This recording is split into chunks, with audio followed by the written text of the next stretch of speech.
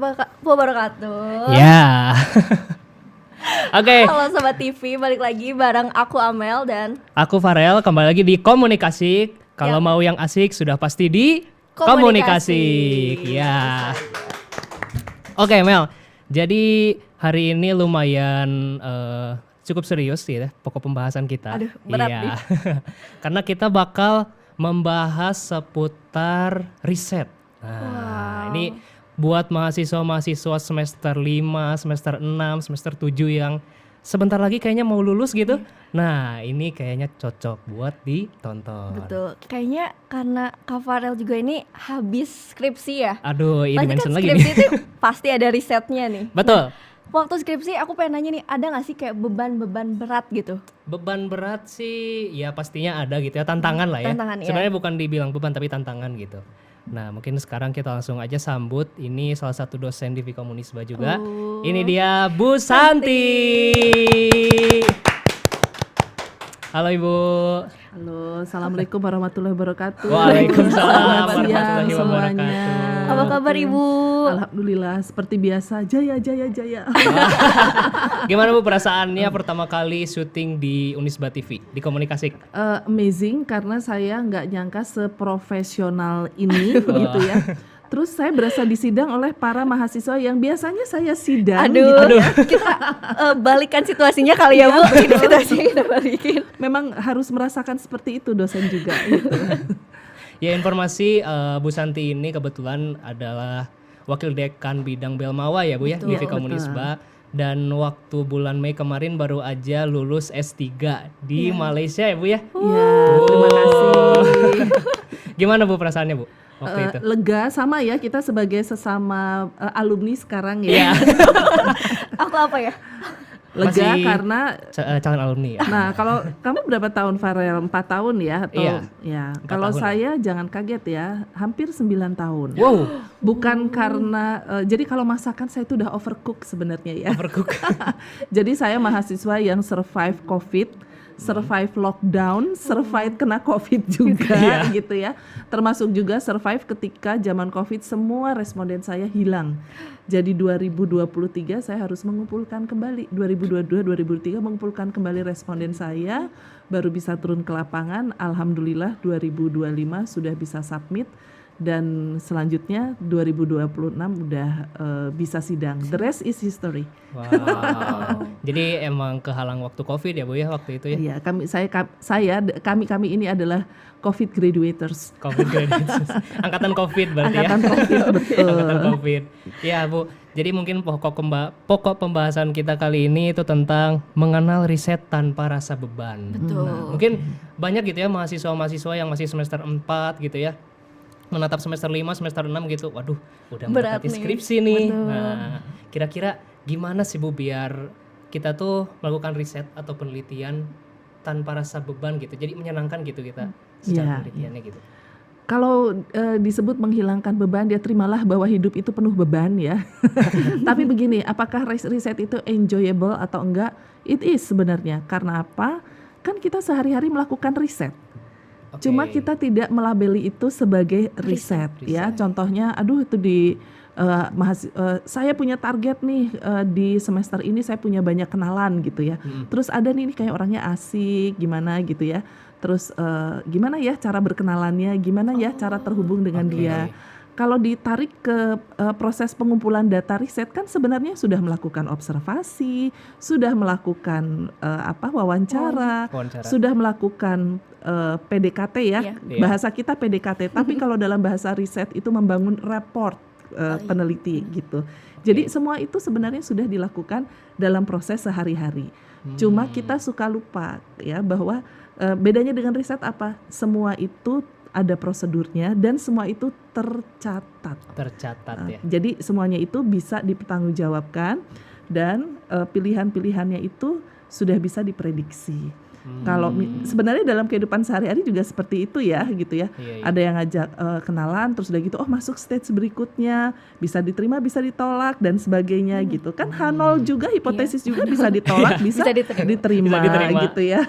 Tinggal kemudian saran dan rekomendasinya bagaimana. Iya, Kan itu iya, sehari-hari iya, banget iya. sebenarnya. kita lupa bahwa riset itu mencerminkan atau merefleksikan kehidupan kita sehari-hari. Jadi rasanya belum udah terasa berat karena seolah-olah belajar hal yang baru gitu.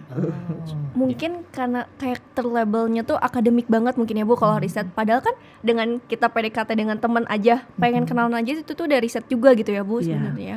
Dan sebenarnya walaupun riset itu labelnya adalah akademik, tapi pendekatan riset itu banyak banget gitu ya. Iya, Kita dapat data nggak cuma dari survei, data dari observasi, banyak banget cara observasi yang bisa dilakukan.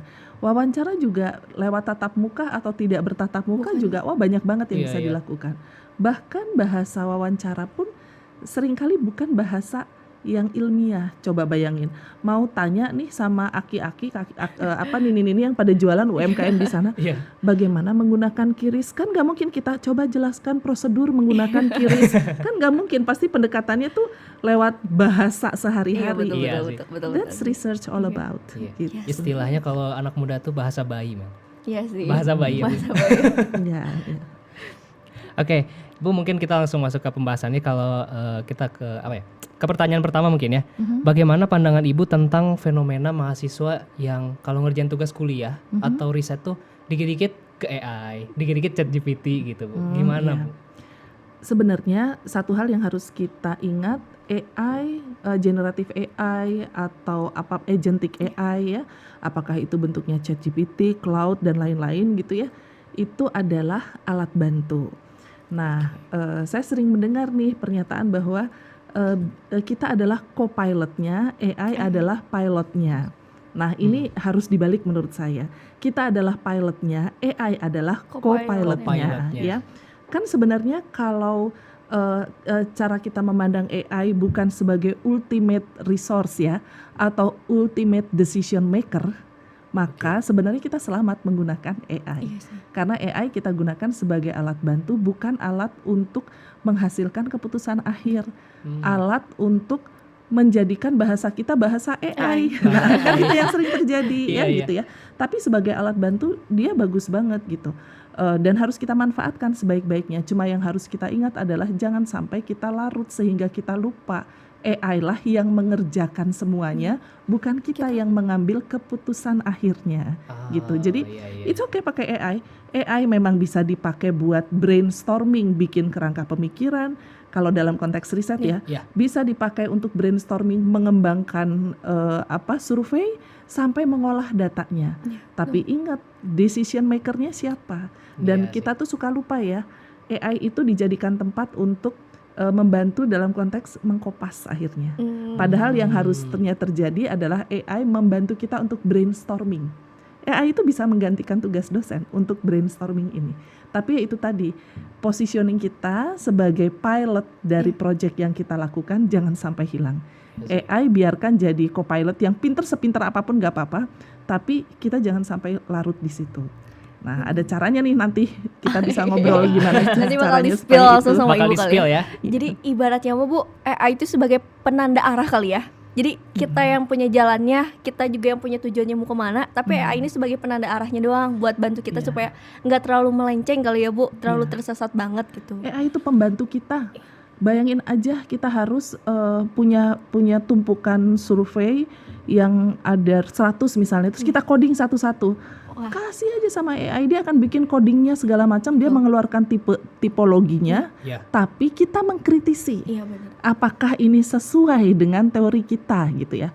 Nah, boleh nggak itu nanti dikonsultasikan oleh AI? Bisa. Tapi lagi-lagi jangan biarkan hebat ya AI bisa ngebikinin kita hasil analisisnya. Ntar dulu ya. Pembantu ini ya jadi pembantu aja gitu. Dia ngasih kepada kita poin-poin untuk analisis, tapi the analysis itself itu harus dari kita sendiri.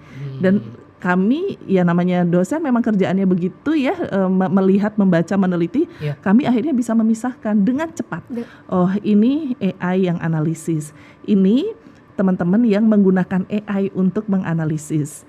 Ini yang masih sedikit AI-nya. Dan it's okay sebenarnya pakai AI banyak atau sedikit, tapi yang penting dia menggunakan otaknya untuk menganalisis gitu. Oke, tapi dari pengalaman Ibu nih ya sebagai dosen, ngelihat mahasiswa-mahasiswa Ibu gitu yang banyak menggunakan AI mungkin ya, itu mempengaruhi cara berpikir mereka nggak Bu kira-kira? Saya melihat iya, karena apa? Jadi menggampangkan segala sesuatu dan kehilangan ilmu dasarnya.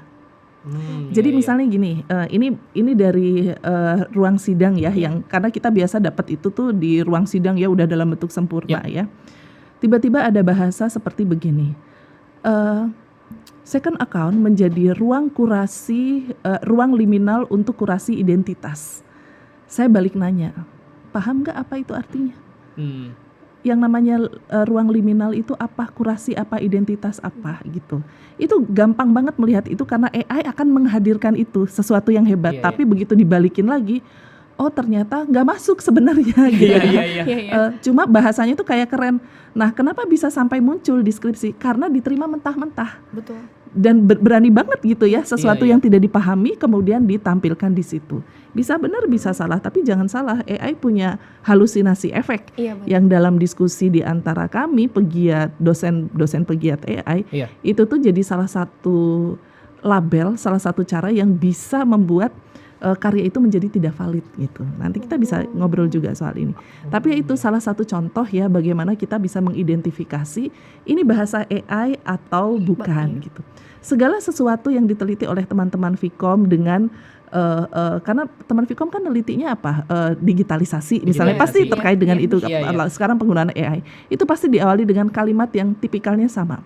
Perkembangan teknologi telah memunculkan perubahan landscape gini-gini. Kita baca, oke, ini AI.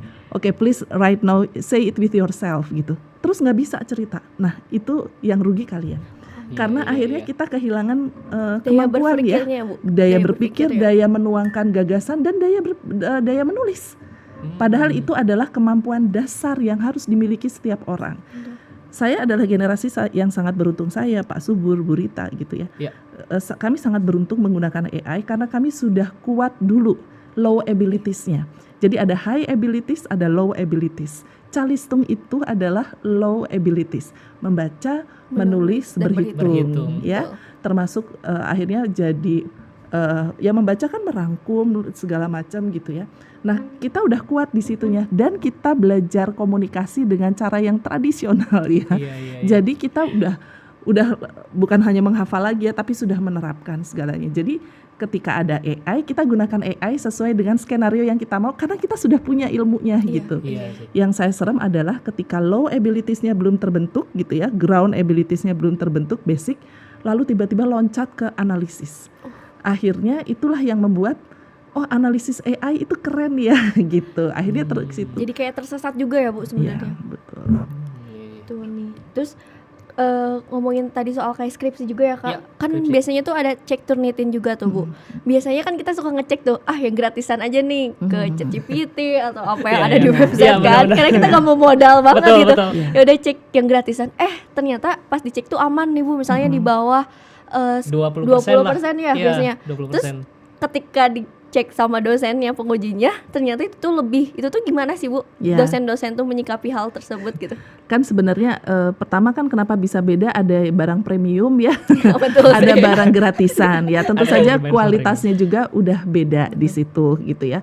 Terus ya kalau kami, nah terus sekarang menggunakan AI untuk ini juga jadi masalah juga ya yang sekarang ini muncul, menggunakan AI untuk mendeteksi penggunaan AI. Iya, betul. Sampai-sampai novel original itu dianggap si penulis originalnya itu Plagiat ya, memplagiasi. Bu? Iya, betul. Padahal itu novel original dia. Iya, Karena iya, kan iya. kita tahu ya logikanya learning machine kayak begitu ya. Masuk dulu, nah udah dulu banyak yang kemudian menduplikasi itu, akhirnya yang original yang dianggap menduplikasi. Nah, kami para dosen ya menuntut Turnitin itu harus pakai yang sah gitu. Kalaupun misalnya kita udah tahu nih masalahnya ya, ini suka nggak sah, terus udah gitu terbatas juga kemampuan teman-teman menggunakan yang berbayar atau fasilitas fakultas belum memfasilitasi ke itu. Solusinya apa? Kami menuntut Turnitin itu tidak di 20%. Tapi kalau mahasiswa yang saya bimbing itu saya minta di bawah 10%. Wah, 10%. Ya, karena nggak bisa percaya dengan yang 20% itu gitu. Dan sebenarnya bisa ternyata gitu. Lagi-lagi ya, originalitas, penulisan, analisis dan sebagainya itu membuat karya yang awalnya ditulis dengan AI menjadi sangat human. Nah, ada loh cara-caranya untuk membuat seperti itu gitu. Nah, biasanya sih hasil pertama kayak gini kan udah ketahuan dalam proses bimbingan ya. Iya, iya. Oh ini nulisnya kayak begini.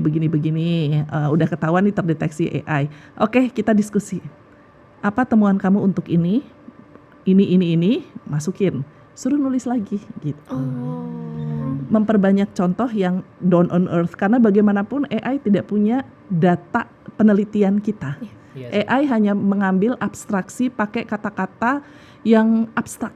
Nah, Iya, yang keren bisa, banget ya Bu. ya, misalnya. makanya jadi keren banget. Tapi yang bisa men-down to earth kan itu ya kita dengan data penelitian kita gitu. Iya sih, kadang kita kadang mahasiswa itu ya ngecek Turnitin, cek plagiasi AI. Padahal sebenarnya dia nulis sendiri tapi ternyata masih terplagiasi AI gitu, Bu. Iya. Kalau plagiasi AI, karena kita tahu bolongnya AI seperti itu gitu ya, kita mengandalkan pada intuisi kita. Gila, intuisi bisa nggak dipakai? Bisa. Kita kalau kita sering baca, kan kita akan tahu ini tulisannya Marvel. Ini Marvel nih kayak gini nih filmnya. Iya sih. Ini Ghibli nih kayak gini nih. Biarpun banyak komik gaya Ghibli, kita akan tahu Ghibli yang original tuh seperti apa. Ciri khasnya lah ya Bu. Ciri khasnya dapat kita. Nah, lagian saya percaya bahwa apapun yang kita pegang gitu ya, itu akan, kalau kita pegangnya intens, itu akan memunculkan chemistry ya. Termasuk juga pada buku bacaan ya, chemistry itu bukan hanya antar orang tapi pada subjek yang kita pegang. Jadi kita tahu kalau ada ini kayaknya nggak enak nih, ini kayaknya slightly different gitu atau gimana. Ya udah, itu red flag-nya udah muncul di situ. Gitu. Jadi intuisi dari diri sendiri udah pasti bisa terbaca gitu ya, Bu? Iya. Jadi, dan tidak butuh orang jadi dosen loh untuk itu. Seorang peneliti yang meneliti banget apa yang dia teliti, turun ke lapangan, dia akan tahu bahwa kok kesini ya gitu ya. Iya sih, bener ya.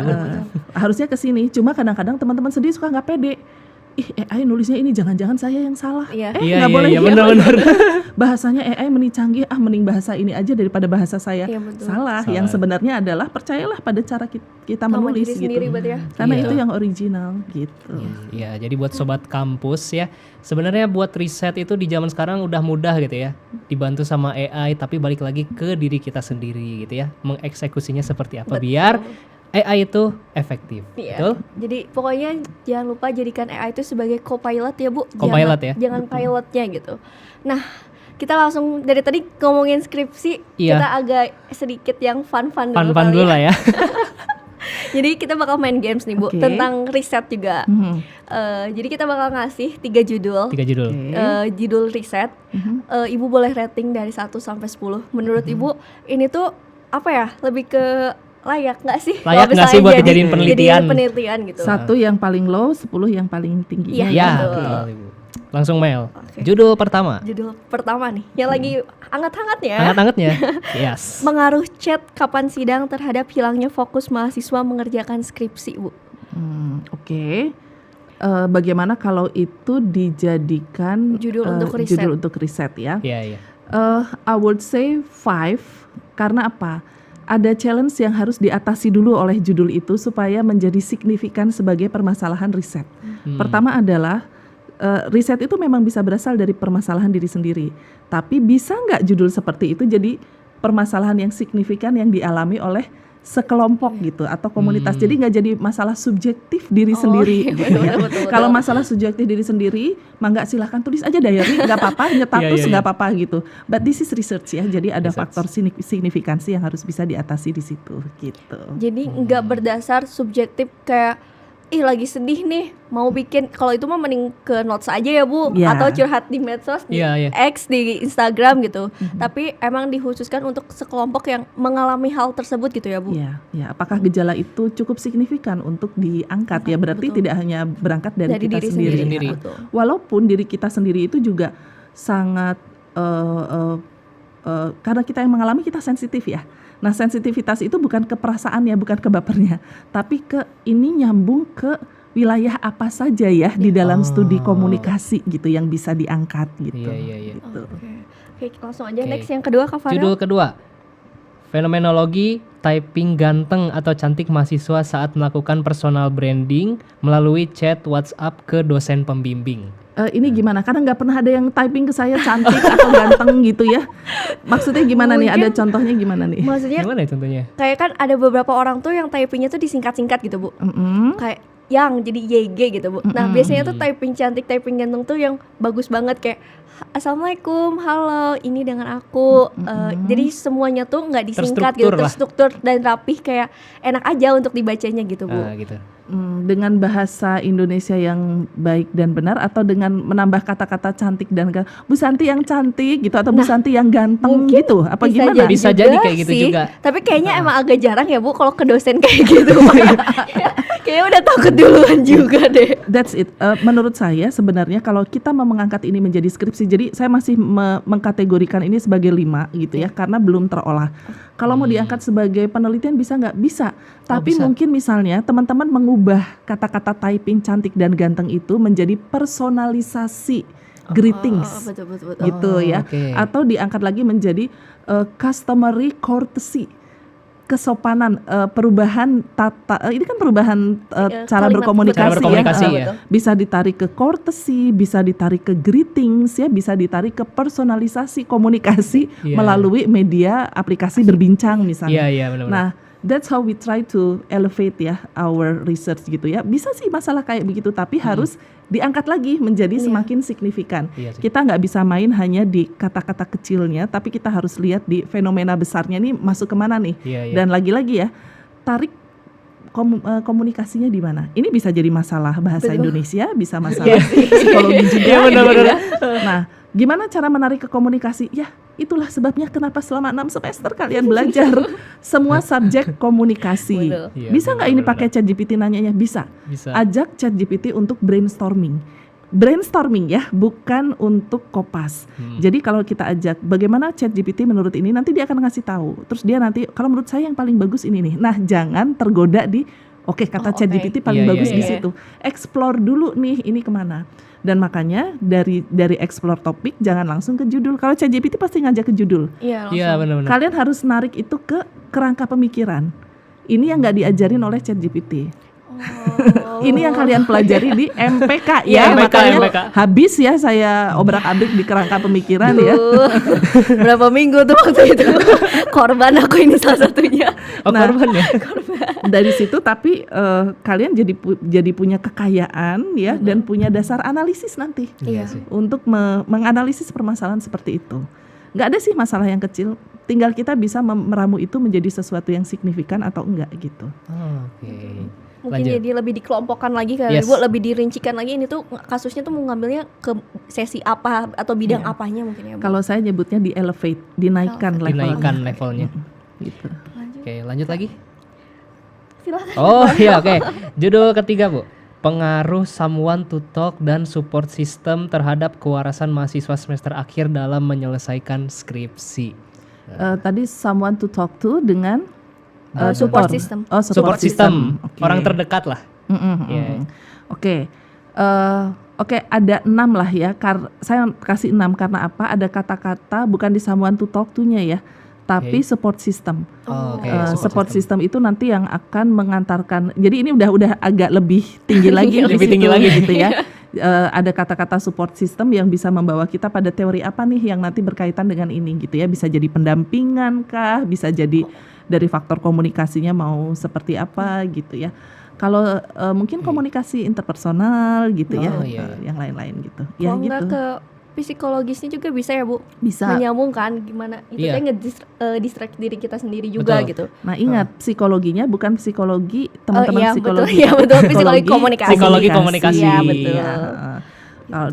Komunikasi interpersonal, wah Devito punya banyak banget tuh tipologi ya, dari mulai komunikasi yang untuk advokasi, untuk membangun rasa percaya diri, sampai komunikasi keluarga dan komunikasi cinta gitu. Sampai percintaan pun ada, Mel. Ada. Ingat nggak saya ajarin pertama kali bahwa cinta itu bisa diukur secara kuantitatif atau diteliti secara kualitatif. Betul. Jadi ya semuanya kehidupan itu bisa di-riset ya Bu. Bisa. Kalau ngomongin MPK ya tinggal logiknya aja dibangun. Iya sih, benar-benar. Oke, jadi ini juga ada lagi Bu pertanyaan, tapi udah selesai sih gamesnya, tadi cuma 3. Kita lanjut lagi ke pembahasan kita. Gimana sih Bu, sejauh mana batasan etisnya untuk mahasiswa tuh dalam menggunakan AI gitu Bu? Kalau secara umum ya harus declare bahwa dia menggunakan AI. Terus declare-nya itu nggak cuma declare saya menggunakan AI, tapi apa aja jenis AI yang dipakai dan untuk apa saja. Betul. Kalau di Unisba masih seperti itu, tapi kalau sebenarnya ya yang itu udah berkembang juga di seputar aspek etis ini. Jadi di kampus saya yang dulu tuh kami bahkan tugas-tugas harian gitu ya, anak saya juga S2-nya di Malaysia. Dia harus mengumpulkan hasil percakapan dia dengan AI. Dilampirkan. Iya. Dalam atau kalau saya minta di kelas riset kemarin screen recording. Jadi saya bisa mengikuti cara dia berpikir dengan AI, cara dia berkomunikasi, dan saya jadi bisa buat saya pembelajarannya adalah berarti flows-nya itu suka di sini, makanya saya jadi keidean. Oke, habis judul jangan langsung ngikutin maunya AI ke rumusan permasalahan ya. Kita ke kerangka berpikir dulu karena saya membaca itu. Nah lucunya apa nih, ini intermezzo aja. Anak saya cerita, gua malu bun, soalnya begitu diperiksa sama dosennya, kan dia sambil ngerjain ya kalian juga ya, main game lah, cari film yang bagus lah, atau nanya, saya lagi boring banget gitu ya, tolong berikan 5 film horor yang paling hit saat ini gitu ya. Dan itu kan kebaca gitu. Jadi pas dikembaliin sama dosennya, dosennya membaca itu sebagai prasyarat, tapi dia jadi ngegodain anak saya. You suka nonton horor kah? Gitu. Waduh, ketahuan gitu ya. Chat AI-nya bocor. Ya karena harus semuanya kan direkam gitu. Jadi di tengah-tengah lagi ngobrolin consumer consciousness, katanya tiba-tiba ada 5 film horor yang bisa tahu ini gitu ya. Terus untung aku nggak bilang horor yang berhubungan dengan dosen atau horor yang berhubungan dengan apa gitu. Untung masih aman-aman ya Bu percakapannya. Nah, jadi itu satu ya, harus declare. Kemudian yang kedua harus pada saat dia udah declare, kita juga harus ada yang disebut dengan efek halunya AI. AI hallucination. Ada 2 nih AI hallucination. Satu, dia halu sama sumber yang dia ambil. Jadi itu sering kan ya. Jadi seolah-olah saya mencari teori tentang kehidupan anak kos, komunikasi interpersonal anak kos gitu ya. Terus dia ngasih teori tentang anak kos. Ada gitu teori tentang anak kos? Pertama, teorinya nggak ada. Dan kedua, yang nulis tentang itu juga nggak ada. Betul. Tapi diada-adain sama AI. Jadi itu harus diperiksa lagi. Mahasiswa harus meriksa. Kami juga harus memeriksa apakah memang seperti itu. Nah, kalau tidak declare itu kena sanksi etis ya. Kalau sampai terjebak di halu seperti itu, apalagi menampilkan sumber yang sebenarnya tidak ada, artinya apa? Itu udah melanggar plagiasi kan? Benar. Nah, itu lebih berat lagi karena kalau di luar negeri sampai hasil karyanya, skripsinya itu dicabut dan dia harus ngulang lagi dari awal. Gitu. Kalau doktor, gelar doktornya dicabut. Iya, karena kalau dokter ya mestinya nggak sebodoh itulah ya gitu. Gitu. Kayak kadang nih kasusnya tuh, misalnya mahasiswa ya Bu, sebutkan 5 jurnal untuk melengkapi tugasnya gitu Bu. Ada tuh dikasih, tapi waktu kita cek ke Google tuh nggak ada. Gitu. Bahkan kayak namanya aja nggak ada juga kan sebenarnya. Dan namanya tipikal loh, ada Smith-nya, ada hidupnya, ada apa, ada ini nih kalau namanya Smith atau Zhang gitu ya, atau Yang, atau kita harus curiga gitu. Itu pengalaman Bu waktu ngerjain skripsi kayak gitu Bu. Ternyata dapat juga ya, kena halunya AI ya. Pas dicek ke jurnal, lah nggak ada ya. Makanya kita juga menyarankan teman-teman sebenarnya pakai Mendeley. Karena Mendeley itu akan memvalidasi ya apakah memang ada atau tidak gitu ya. Terus ingat bahwa AI itu people pleaser. Dia tuh memang dirancang untuk menyenangkan kita dengan segala ya, sialah ketika kita masuk dalam kehaluan dia gitu. Karena dia menyenangkan kita secara halu ya, nanti di belakangnya kita dapat masalah gitu. Apapun pertanyaannya dia bisa jawab gitu ya. Dia bisa jawab dan dia selalu menawarkan. Kamu mau nggak dibikinin ininya? Saya bisa menyarankan ini itu. Nah, itu dia yang kemudian bikin kita tersesat. Karena lagi-lagi ya, kita menjadikan AI sebagai pilot, bukan kita yang pilotnya gitu. Nah, Oke, terus gimana Bu batasan kita buat menggunakan AI gitu ketika lagi menganalisis suatu masalah gitu? Batasannya tuh di mana gitu? Ini kalau yang menggunakan referensi yang sama udah jelas ya, itu batasnya udah jelas, berarti teman-teman harus memeriksa dan memastikan bahwa sumbernya itu valid, ada ya. Nah sekarang kalau analisis itu kan yang paling sering terjadi itu adalah teman-teman memakai bahasa AI dan analisis AI. Untuk masalah yang tidak berhubungan atau ya teori cara menafsirkannya itu salah. Saya baru dapat oleh-oleh dari ruang sidang nih ya. Oke. Jadi ada teman yang meneliti misalnya komunikasi, strategi komunikasi antara pesantren dengan santri pesantren. Oke. Nah, terus dalam strategi komunikasi itu kan biasa ya ada faktor media apa, pesan apa, kemudian si audiensnya tuh apa. Nah, kemudian audiensnya itu kan yang dilihat itu adalah respon audiensnya. AI menyarankan untuk respon audiens memakai teori respon audiens. Dipakailah teori itu, padahal respon audiens itu penelitiannya bukan di pesantrennya, tapi di audiensnya. Di audiensnya. Cara melakukan penelitiannya juga beda. Betul. Karena kalau di pesantrennya berarti sumber datanya kan dari pesantren ya, strategi Iya. komunikasi. Ini AI menyarankan pakailah teori dasarnya itu adalah kerangka pemikiran Iya, ya, iya. bukan konsep ya, respons audiens. Jadi salah ketika dia mewawancarai ketika data primernya itu adalah dari pesantrennya. Karena kalau pakai respon audiens, data primernya dari mana? Dari audiens. audiens. Iya, jadi audiens. Terus yang ditafsirkan adalah pemikiran audiens. Audiens. Kamu tadi nyebut-nyebut fenomenologi ya? Iya, iya. Berarti itu adalah penelitian fenomenologi. Iya. Nah, sementara strategi komunikasi pesantren ini bukan fenomenologi, ini aplikasi. Itu dari satu aja udah kelihatan keliru gitu ya. Terus kadang-kadang nawarin, ada simbolisasi visual, kan ada ya banyak penelitian apa sih artinya simbol sesuatu gitu ya, atau promosi dengan lambang ini itu kira-kira seperti apa gitu ya. Iya. Nah, itu dikaitkan dengan strategi komunikasi. Ya nggak apa-apa ngomongnya lah strategi komunikasi. Tapi ini dikaitkan dengan karena AI mengarahkan pada ini meneliti visualisasi ya, berarti meneliti tanda, simbol dan semiotika. Semiotika. Masuklah ke semiotika. Nah, paradigmanya itu udah beda banget. Strategi komunikasi paradigmanya konstruktivis, Iya. semiotika itu paradigmanya kritis. Kritis. Lalu penelitian itu tabrakan, mau dibawa kemana? Dan dia bingung bagaimana dianalisis. Jadi makanya dianalisisnya, kamu kok nggak ke analisisnya Barthes, semiotika? Kan kamu pakai itu di teori ini. Udah Bu, saya mengidentifikasi logo apa segala macam. Tapi logo yang diidentifikasi itu dalam perspektif strategi komunikasi visual, bukan dalam perspektif semiotika. Karena kalau di semiotika kita udah nggak ngomong itu, kita ngomong warna sebagai tanda, logo sebagai ikon, indeks dan sebagainya, dan itu paradigmanya tabrakan. Udahlah, dia juga bingung menyelesaikan penelitian itu gitu. Nah, lagi-lagi ya, itu halunya AI. Halunya AI. Makanya tugas teman-teman sebagai mahasiswa adalah berdiskusi dengan dosen. Tugas dosen adalah berdiskusi dengan mahasiswa sebaik-baiknya untuk menghindari kesalahan-kesalahan ini, gitu. Supaya nggak terjadi lagi kejadian kayak tabrakan kayak gini ya Bu. Iya, karena bagaimanapun dosen yang udah punya kumpulan pengetahuannya mungkin ya, sehingga bisa. Saya menganggap proses bimbingan itu adalah proses belajar. Jadi teman-teman ini kadang-kadang muncul dengan gagasan yang gila-gila ya, dengan teori yang gila-gila. Nah, tugas saya adalah memeriksa apakah itu memang bisa diterapkan secara konsisten gitu.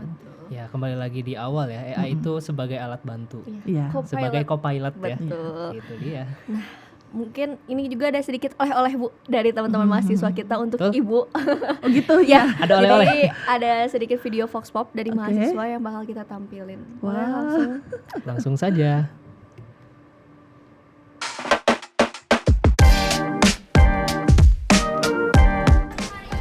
Penelitian. Data. Literasi. Menurut aku bedah. Menurut aku ngulik. Manual tapi dapat nilai A. Riset manual tapi dapat nilai A.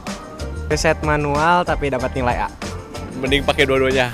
Mending riset manual plus dibantu AI. Semangat karena itu bisa bikin mood kita juga bagus. Betul, pasti semangat. Semangat. Semangat dong.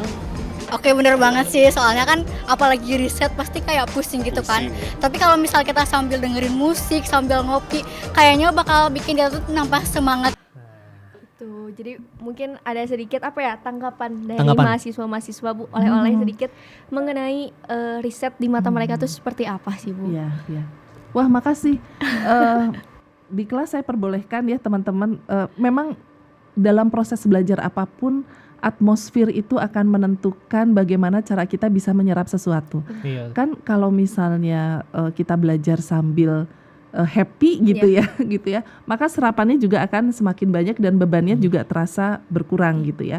Nah, faktor happy itu bisa dari mana aja, dari diskusi dengan teman-teman gitu ya, suasana, musik dan sebagainya. Makan juga boleh kan? Boleh. Cuma yang nggak boleh sama saya adalah nasi padang. Iya benar. Karena riweh dan saya jadi pengen, itu yang nggak boleh gitu. Tapi lain-lain it's okay gitu ya. Ya suasana mari kita bersama-sama menciptakan suasana pembelajaran ya yang menyenangkan. Iya sih. Terus ya itu juga tadi sih kita jangan melewatkan salah satu perkembangan terbaru abad ini ya, Iya, yaitu betul. AI itu gitu. Tapi ya ini adalah proses belajar.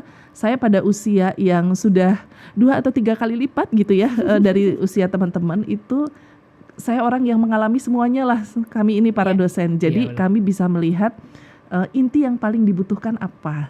Sementara yang lain itu adalah alat bantu. Tapi si esensinya ini itu mau kita zaman zaman kalkulator sampai zaman AI itu Iya, sama, kita harus tetap punya dasar itu gitu.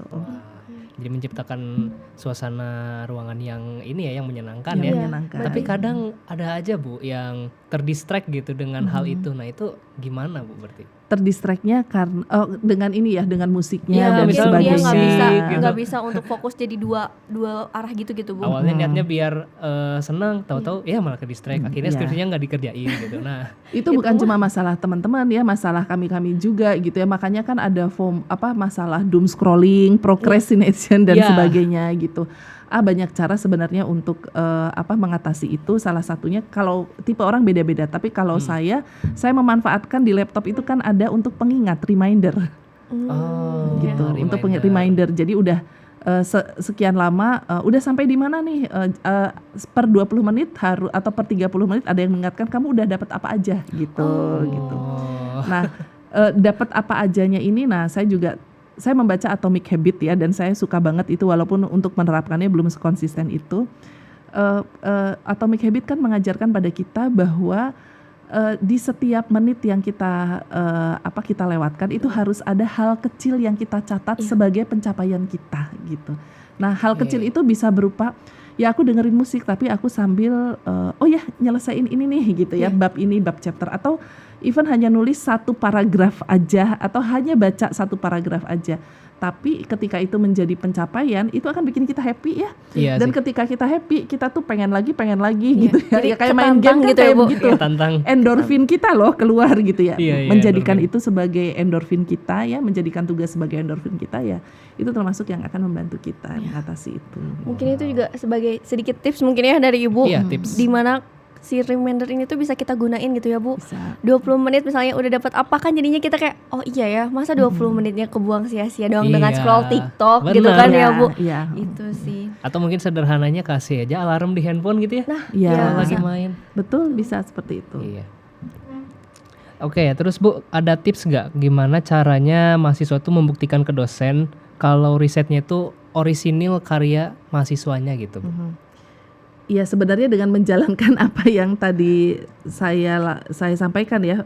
Tapi gini, banyak-banyak memberikan contoh yang berdasarkan dari data. Iya. Bahasa mungkin takut bahasa kita nggak banget atau masih pakai bahasa AI, ya nggak apa-apa gitu ya, tapi pakailah bahasa yang kita pahami, karena dosen akan tahu bahwa ini nih nggak nih keluar nih dari bahasa saya sehari-hari, Iya, iya. bahasa kalian sehari-hari, nggak ada nih yang namanya ruang liminal kurasi identitas gitu ya, nggak ada gitu ya. berat banget ya Bu. ini bukan bahasanya anak Vkom Unisba. Iya, iya. Nah, jadi pakai bahasa sendiri itu dosen tuh udah bisa diyakinkan dengan itu, termasuk menggunakan data kalian sendiri sebagai cara untuk mengungkapkan statement-statement kalian gitu. Itulah analisis gitu. Selain yang tadi Ibu bilang tentang reminder itu, ada nggak sih Bu hal lain yang Ibu sering lakuin supaya si riset ini tuh jadi mengasihkan gitu Bu? Saya punya diary gitu ya. Dulu saya punya diary. Jadi apapun yang saya lakukan itu saya tulis di situ, karena kadang-kadang apa yang nggak kepikir pada saat kita lagi kerjanya, itu ketika dituliskan di diary itu kok jadi pop up gitu, ada something new di sini. Nah harusnya saya kesini situ gitu ya. Kesini sini menulis diary itu kan kadang-kadang butuh effort, waktu dan sebagainya. Gantinya adalah nyetatus. Jadi kalau teman-teman baca status saya itu adalah salah satu cara saya menuangkan apa yang ada di kepala saya gitu, dari apa yang saya lakukan. Saya nggak peduli orang tuh suka atau enggak, orang membantah atau enggak gitu, but that's how I try to express myself. Jadi coba mengekspresikan apa yang sudah kalian dapatkan gitu ya, ya dalam riset atau dalam apapun, sehingga kita terbiasa nanti dan sensitif ya untuk melihat apa yang di sekitar kita dengan lensa yang sedang kita bangun gitu ya. Dan itu tadi seneng kalau udah mengekspresikan, karena itu seperti mengaktualisasikan diri kita. Kalau saya begitu gitu, nggak tahu kalau yang lain gimana. Ya nggak harus selalu nyetatus juga, kan banyak juga yang akan give yourself a treat to celebrate gitu ya. Begitu selesai satu tugas gitu ya, wah pengen ini pengen itu tuh jadi pengingat bahwa kita pernah menyelesaikan ini loh, dan ini keren banget gitu. Self reward lah ya. Betul. Kan? Kadang-kadang di tugas teman-teman kalau bagus suka saya kasih stiker ya. Atau saya kasih apa. Itu bukan hanya self reward buat teman-teman, tapi buat saya juga, bahwa saya membaca dan meneliti dan melihat potensi teman-teman ini. Kalau buat teman-teman, saya tuh pengen ngasih pesan, kamu keren banget, I see you dengan ini gitu. Tapi di sisi lain saya juga memberi reward pada diri sendiri. Gila loh, kamu bisa membimbing anak-anak yang sudah pinter ini menjadi sampai seperti ini gitu. Kan itu saya posting juga ya. Iya benar. Gitu. Jadinya kan ada feedback juga ya Bu, untuk mahasiswa tuh merasa kayak ternyata tugas kita tuh dihargain, tugas kita tuh ternyata dibaca juga sama dosennya gitu kan. Bukan hanya dihargai ya, tapi juga diawasi ya. Makanya deg-degan mulu. Makanya deg-degan. Nah, bukan kalau di mata kuliah riset profesi. Riset ya.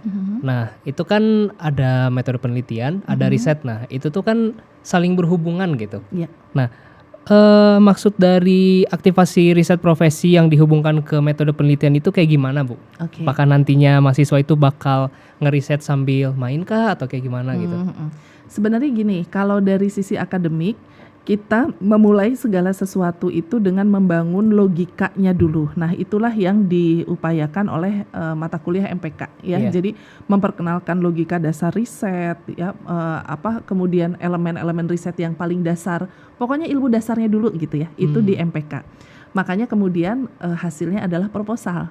Bukan penelitian, baru proposal aja.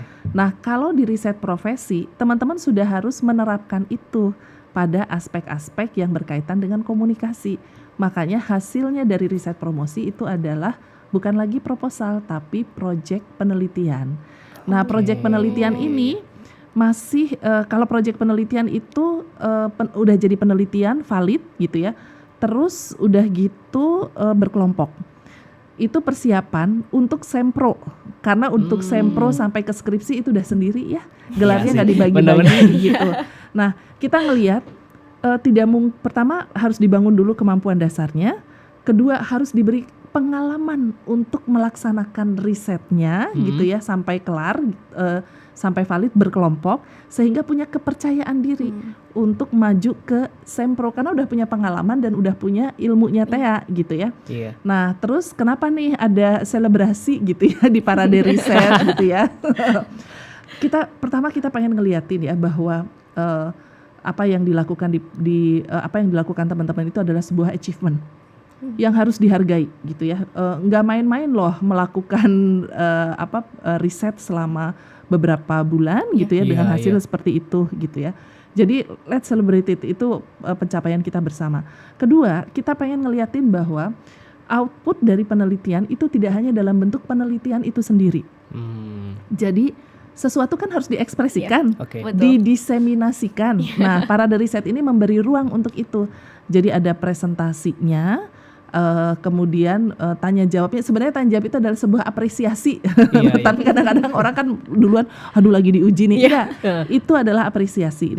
Terus yang ketiganya itu kita kan juga minta teman-teman bikin poster ya. Kalau di parade riset, dan itu dilombakan juga karena itu juga outlet lain dari karena itu atlet publikasi yang lain gitu. Nah, terus kalau ini mau dihubungkan dengan kayak begini, bisa nggak sih sebenarnya nanti menjadi sesuatu yang sangat serius seperti Scopus ya masuk dan sebagainya? Ternyata bisa loh teman-teman.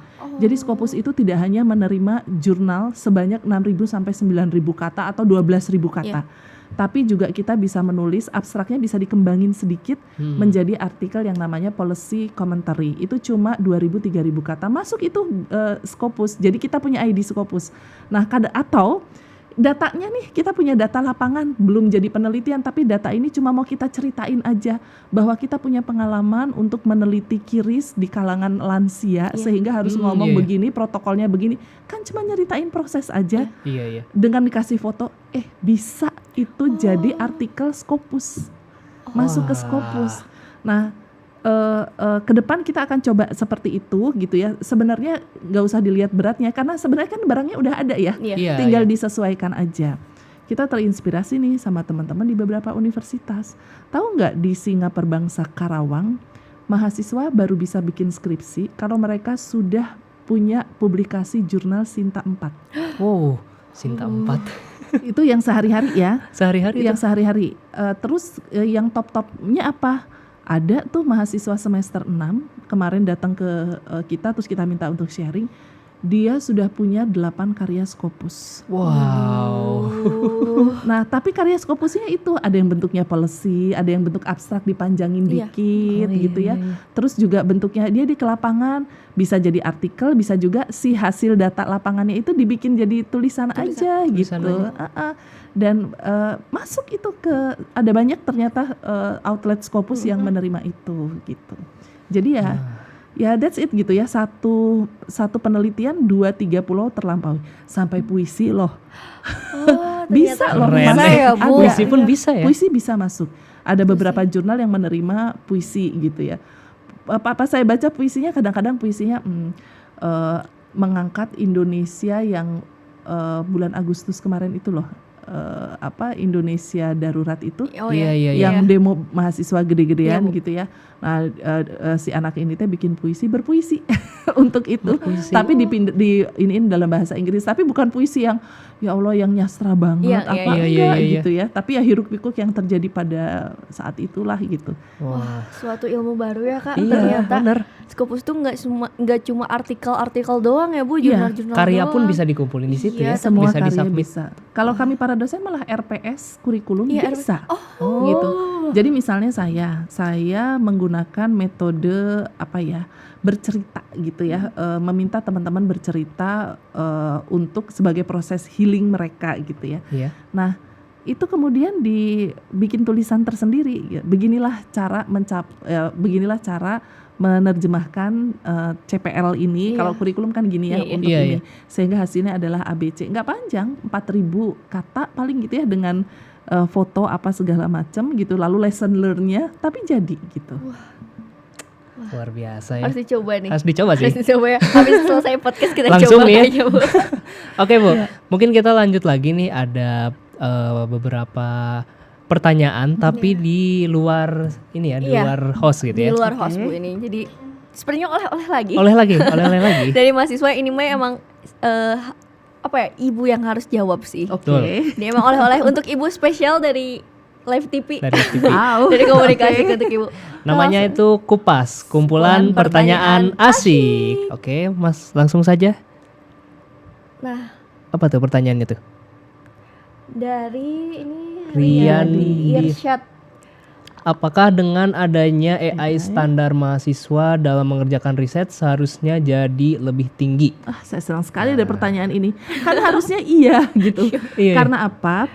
Pekerjaan mahasiswa yang tadinya itu keringetan, menguras energi banget gitu ya, dari mulai mengumpulkan literatur ya sampai mengolah data dan sebagainya, itu kan sebenarnya dalam riset itu pekerjaan asisten gitu ya.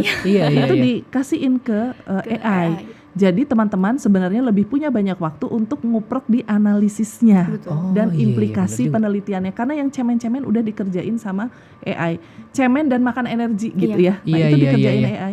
Nah, jadi saya sepakat bahwa kalau dengan adanya penggunaan AI yang baik, benar, bertanggung jawab, mestinya standar penelitian kita menjadi lebih tinggi. tinggi. Satu hal ya yang paling tidak ya sekarang itu bisa diterapkan. Teman-teman kan ada skripsi, ada review penelitian sejenis. Ada Ibu. Berapa artikel yang kamu kumpulin? Aku ada 5 waktu itu. 5. Gimana cara milihnya?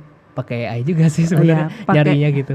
Nyarinya, tapi pakai kata kunci ya. Iya. Nah, pakai kunci. itu bisa diteruskan sebenarnya dengan penilaian terhadap kualitas artikel itu untuk dijadikan review. Oh. Nah, itu bisa dilakukan, itu harusnya tuh ada tuh proses itu, tapi kita kan masih membebaskan Iya, iya, teman-teman iya. ya. Nah, AI akan membantu memilihkan artikel yang masuk dalam standar tertentu. Jadi teman-teman ketika mereview, memang artikel reviewnya itu artikel yang bermutu. Bermutu ya. Iya. Nah, itu kan salah satu contoh ya bagaimana AI bisa meningkatkan standar dari penelitian teman-teman gitu. Paling tidak dengan penelitian teman-teman itu memilih literatur yang bermutu gitu. Iya. Jadi nggak makan waktu banyak gitu ya. Bukan hanya ya nggak makan waktu banyak dan teman-teman memang memilih artikel yang layak. Kita kan tidak pernah selama ini artikelnya layak atau enggak Iya, gitu ya. Tapi benar-benar. the next kita akan perkenalkan itu nanti AI yang ngerjain. Jadi ketika teman-teman masukin kata kunci ini, AI akan ngambil artikelnya. Iya. Lalu AI akan kita minta dengan cara begini, dia akan mengurutkan mana artikel-artikel yang layak untuk dijadikan Betul. review artikel terdahulu. Iya, gitu. jadi referensi-referensi kita itu bukan ya cuma referensi tapi emang berkualitas gitu dari Berkualitas, referensi iya. yang kita pakai. Dan itu bisa jadi satu tulisan tersendiri nanti Iya. untuk masuk ke jurnal kah, Scopus kah atau apa Wow. gitu, literatur Di- reviewnya. Bisa tuh mulai nyicil juga ya Bu buat nanti kita bikin artikel. Betul banget. Oke, Kayak ada lanjut ke pertanyaan kedua. Oke, mungkin Oh, cukup oke. satu. Tidak ada, Ya. cukup satu ya. Kita mungkin dari kita aja kali ya, Bu. Iya, dari kita aja. pertanyaannya. Dari kita Dari kita aja. aja. Nah, Bu, apa sih Bu harta karun atau keuntungan kalau misalnya kita tuh ikut riset-riset sama dosen-dosen tuh gitu, Bu? Iya. Apakah ada poin plus, mungkin nilai kah Oh, atau dapat sesuatu merchandise kah dari dosennya gitu, Oke. Bu? Ya, banyak yang kayak gitu, Bu. Soalnya kan kayak ikut penelitian bareng dosen, ngebantuin penelitian bareng dosen gitu, Bu. Iya. Paling utama sebenarnya pengalaman. Oh, Pengalaman itu nggak bernilai, berharga banget, saking tingginya gitu ya, bukan bernilai nggak ada nilainya, tapi tidak ternilai saking susah banget untuk dapat pengalaman seperti itu gitu ya. Itu yang paling berharga. Tapi ada keuntungan lain yang bersifat empiris ya, artinya yang kelihatan gitu ya. Pertama, teman-teman akan punya portofolio yang bisa Oh, dicantumkan iya, di betul. dalam CV, CV atau ya. gitu. bahwa sudah terlibat di penelitian ini itu gitu ya. Penelitian dosen itu kan ada standarnya ya. Jadi Iya, ada. teman-teman juga nanti akan terikut dengan standar tersebut. Jadi itu memperkaya portofolionya. Terus yang kedua ya, kalau sekarang ini Vkom ini sedang menggodok, ini sekaligus aja saya spill tipis-tipis ya. Yang namanya SKPI. Surat keterangan pendamping ijazah. Pendamping ijazah. Kalau dulu teman-teman cukup ngumpulin 8 sertifikat aja. Nah, Oke. ternyata dari universitas itu sebenarnya itu kita punya beberapa klaster yang harus dipenuhi. Ada klaster penalaran dan keilmuan, minat, bakat, prestasi dan sebagainya. Nah, yang paling tinggi bobotnya itu adalah penalaran dan keilmuan, karena bagaimanapun perguruan tinggi itu adalah tempatnya kita menuntut ilmu ya, jadi ilmiah. Iya. Nah, keterlibatan teman-teman dalam PKM penelitian ataupun PKM-nya dosen itu bisa masuk ke poin SKPI tersebut gitu. Sehingga iya, nanti iya. ketika SKPI-nya itu di print out, wah udah banyak nih poinnya Iya, gitu ya. iya. Teman-teman bisa dapat predikat baik atau unggul gitu, nggak sekedar cukup aja gitu ya. Iya, ya. Kalau cukup aja nanti sama yang meriksa ininya CV-nya, cukup gitu ya. Tapi ya itu bisa naik seperti itu. Nah, yang lain-lain uang saku ya biarpun nggak banyak ada biasanya. Buat jajan ada lah ya. Ada. Terus kesempatan loh untuk jalan-jalan kemana-kemana. Saya senang Iya sih, banget bener. dulu Iya sih. ikut itu gitu. Bisa kadang-kadang kalau udah berpengalaman kita diminta ngelit tim kemana gitu. Nah kita tuh punya pengalaman seperti itu tuh berharga banget. Akhirnya bukan hanya dosen yang memanfaatkan kita, tapi pihak luar yang juga memanfaatkan kita. Saya senang banget teman-teman literasi media itu kemarin cerita, ngasih suratnya ke saya, Bu kami diminta untuk mengisi MPLS sekolah dengan surat undangan dari Dinas Pendidikan. Wah, itu sesuatu banget. Nah, riset juga punya potensi untuk seperti itu gitu. Siapa tahu juga ya Bu nanti diundang sama perusahaan-perusahaan atau sama pemerintah juga Iya. buat ngeriset sesuatu bareng mereka gitu. Iya. Iya. Nah, jangan lupa kemampuan riset adalah salah satu kemampuan yang dicari oleh headhunter di mana-mana gitu. Karena riset, analytics, data itu udah jadi salah satu kemampuan esensial yang harus dimiliki gitu. Wah. Oke, Ibu terus selama Ibu mengajar dan meneliti di teknologi yang makin berkembang gitu ya Bu ya, ada pelajaran terbesar nggak yang Ibu rasakan gitu? Oke. Saya merasa teknologi itu kan memang semakin berkembang ya. Iya. Teknologi zaman saya yang hidup di zaman analog gitu ya. Iya. Terus masuk ke zaman digital, itu luar biasa banget perkembangannya. Saya adalah digital imigran yang rasanya itu pontang-panting lah ngikutin itu semua gitu ya. Nah, saya mendapatkan pembelajaran setelah saya jadi dosen tahun 96. Berapa tahun yang lalu ya? 30 tahun lalu. 30 tahun Iya. lalu ya. Oke. Lama ya. Udah lama banget. Nah, terus saya juga sempat mengalami apa yang namanya teknofobia. Teknostres gitu, karena merasa nggak bisa ngikutin gitu.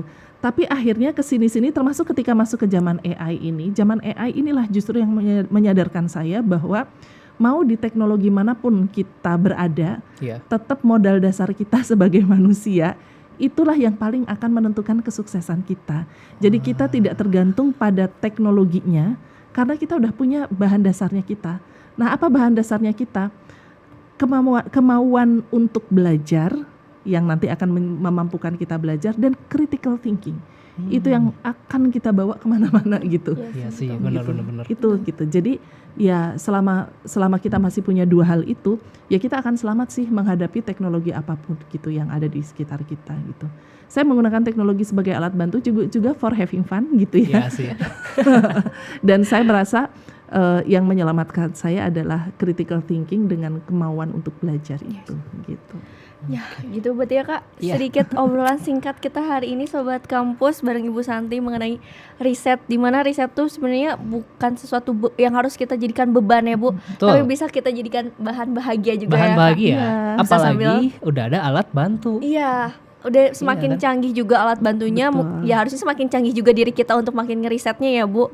Iya. Gitu nih. Terakhir kali Bu, boleh kasih pesan kepada Sobat Kampus nih, biar gak amatir sama riset dan bisa manfaatin AI secara bijak gitu Bu. Ya. Oke, satu, perkuat kemampuan dasar kalian. Yang namanya calistung ya, membaca, menulis, berhitung itu modal banget gitu ya buat kita semua gitu ya. Nanti apapun AI yang akan kita pakai, kalau kita sudah punya modal itu akan membantu kita untuk memanfaatkan AI sebaik-baiknya dan menjadikan AI sebagai co-pilot, bukan sebagai pilotnya. Ya, itu yang harus kita ingat bareng-bareng gitu ya. Terus make yourself proud gitu ya. Riset itu sesuatu yang sangat istimewa. Setiap orang bisa melakukannya. Tapi juga tidak semua orang punya kesempatan untuk mengaplikasikannya gitu Iya, ya. benar-benar. Jadi kalau kalian punya karya penelitian gitu, apapun itu ya, make yourself proud. Itu salah satu hal yang harus dibanggakan banget. Sekecil gitu. apapun ya Bu, Betul. yang udah kita usahain, coba buat ngehargain itu ya Bu. Iya, ini riset bukan hanya di MPK ya, tapi di Iya. mata kuliah lain ya. Betul. Ya, make yourself proud. Iya. Semua dirayakan, men. Semua dirayakan. Aduh, melipir ke lagu tuh.